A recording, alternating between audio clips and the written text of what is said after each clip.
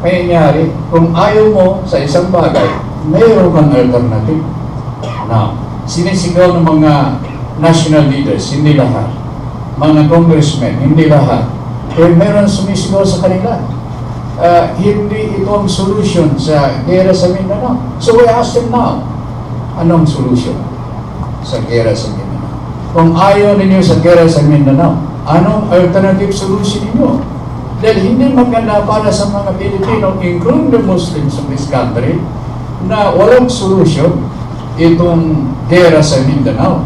Sapagkat pag hindi nabigyan ng solution ito hindi threat.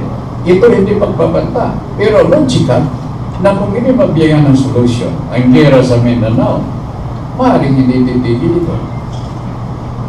So ang pinakamabuting paraan, aprobahan natin ang BBM, aprobahan din ng BBM, kung mayroon man shortcomings ito, pwede rin may improve.